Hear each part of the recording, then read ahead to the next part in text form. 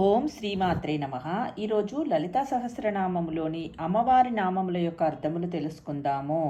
మార్తాండ భైరవారాధ్య మంత్రిని నస్తరాజ్యదూహు త్రిపురేషి జయత్సేన నిష్క్రైగున్న పరాపరా. మార్తాండ భైరవారాధ్య, ఇది అమ్మవారి 8 అక్షరాల నామము. దీనిని మార్తాండ భైరవాధ్యాయై నమః అని ధ్యానించాలి. మార్తాండ భైరవునిచే ఆరాధింపబడే తల్లి ఆ జగన్మాత శ్రీవిద్యలో రకరకాల ఉపాసనలచే ఆరాధింపబడుతున్నది. సూర్యభగవానుడు ఆ తల్లిని ఉపాసించాడు.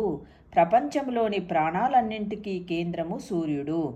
సూర్య ఉనికి లేకపోతే ప్రాణశక్తి లేదు. కిరణాల ద్వారా అది ప్రసరింపబడుతుంది. సూర్యునిలోని ప్రాణశక్తియే జగదాంబ. సమర్థవంతంగా ఎవరి పని వారు చెయ్యాలంటే శక్తి కావాలి.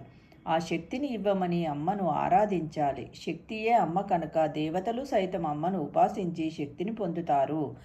అమ్మను మనము శక్తి లోపం లేకుండా అమ్మను ప్రార్థించాలి. అమ్మ ఉపాసన చేయనివాడు అజ్ఞాని. మనలోని శక్తి అంతా అమ్మ నుండి వచ్చినదే. కాలచక్రాన్ని నిర్దేశించినది శ్రీమాత. హృదయ ఆకాశం నుండి ఉద్భవించినాడు సూర్యుడు. అది ఏ విశ్వము. 15 తిథి నిత్యాదేవతలుగా సూర్యుడి నుంచి వచ్చినది కనుక కాలకాలుడు సూర్యుడు. ఇది ఒక అర్థం. సూర్యమండలంలో ఉన్న శివతేజస్సుని మార్తాండ భైరవుడు అంటారు. ఆ శివతేజస్సు శక్తిని ఉపాసించి శక్తిని పొందినది. మృత శరీరానికి సైతం చైతన్యం కలిగించేవాడు మార్తాండు. భైరవుడు అనగా ధ్వనిని చేయువాడు అని మరొక అర్థము. మార్తాండ మండలంలోని నాదస్వరూపమని అర్థము. శబ్దకాంతులను కలిగినవాడు సూర్యుడు. రత్నమయమైన అమ్మ చక్రాన్ని తయారు చేసుకొని సూర్యుడు అమ్మను ఆరాధించి లక్షణ శక్తిని పొందాడు. శ్రీమన్నగములో 22-23 ప్రాకారాల మధ్యలో మార్తాండ భైరవుని చోటు ఉన్నది. ఈ స్థానాన్ని ఎవరైతే హృదయములో ఆరాధిస్తారో వారికి ఆరోగ్యం ఇస్తుందా తల్లి. ఆ స్థానంలో కూర్చొని సూర్యుడు అమ్మను ఆరాధిస్తాడు కనుక మార్తాండ భైరవారాధ్య అన్నారు వాగ్దేవతలు. మంత్రిని నస్తరాజ్యదూహు, ఇది అమ్మవారి 8 అక్షరాల నామము. ఈ నామము అమ్మ లీలా వైభవంను తెలిపే నామము. దూహు అనగా భారము, రాజ్య అనగా రాజ్యము, న్యస్త అనగా ఉంచబడిన అని అర్థము. అనగా మంత్రిని దేవికి రాజ్యభారమును అప్పగించిన తల్లి అని అర్థము. మంత్రిని అయిన శ్యామలాదేవికి తన రాజ్యభారాన్నంతటినీ ఆ శ్రీమాత సైన్యాన్ని క్రమబద్ధీకరించే స్థితిలో అప్పగించినది.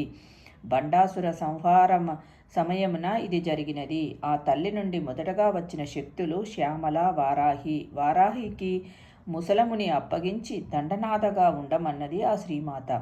శ్యామలకు తన వేలిముద్రను ఉన్న అంగుళీయకమును ఆ తల్లి వేలికి తొడిగి రాజ్యభారాన్ని అప్పగించినది జగదాంబ. శ్రీమన్నగర రాజ్యభారమంతా ఆ తల్లిదే. జ్ఞానశక్తియే ఈ తల్లి. మంత్రము జపించు వారిని రక్షించే తల్లి మంత్రిని. మంత్ర ఉపాసకులను మంత్రం చేసేవారిని మంత్రిని గమనిస్తూ ఏ ఆటంకములు ఆ సాధనకు కలగకుండా చేస్తూ కాపాడుతూ వారి భారాన్ని మోస్తూ అమ్మకు వారి మేలుకు ఒప్పచెప్పే తల్లి మంత్రిని. ఆ శక్తికి నమస్కారములు. ఓం శ్రీమాత్రే నమః. రేపటి వీడియోలో త్రిపురేషి జయత్సేన నిష్క్రైగుణ్య పరాపర వీటి యొక్క భావములు తెలుసుకుందాము.